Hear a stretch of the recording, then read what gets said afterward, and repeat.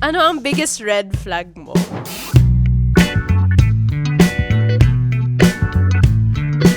Yun yung mga question ba? Oh my gosh. Agree?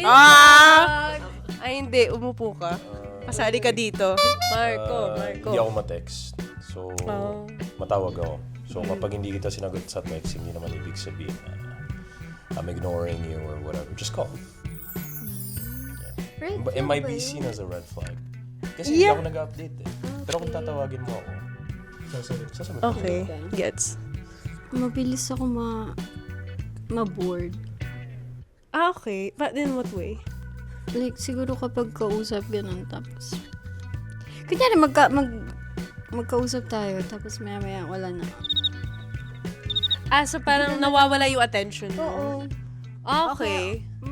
Ang bilis, sobrang bilis ko mawalan. Bigyan ng iPad si Yumi.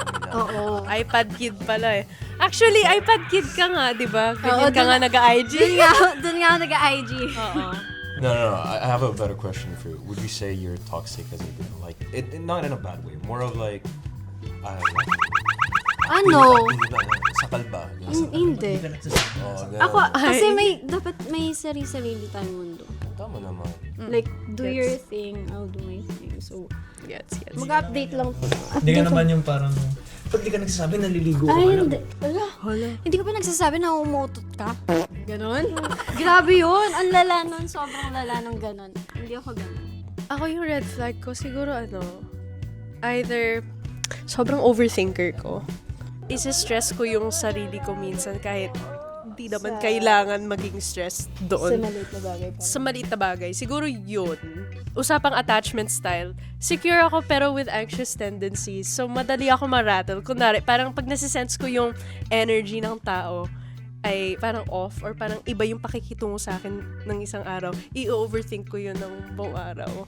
Ganon akong klaseng tao. Pero, hindi ako gagawa ng eksena over it. Pero parang I'll beat myself up over it. Dapat hindi ka nga parang nakaasa dun sa... You can't control how people act towards you. You can only control how you feel. Pero, yun nga, sa akin, medyo nahihirapan ako dun sa part na yun. Anong red flag?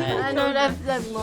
Bud spender ako. Cause like, kapag gusto ko parang di ko na-control yung sarili ko, bibilhin ko, ganyan. Parang sa'yo, di rin ako ma-update. Talaga? Oo. Pero pag tinawagan ako, sasagot naman ako.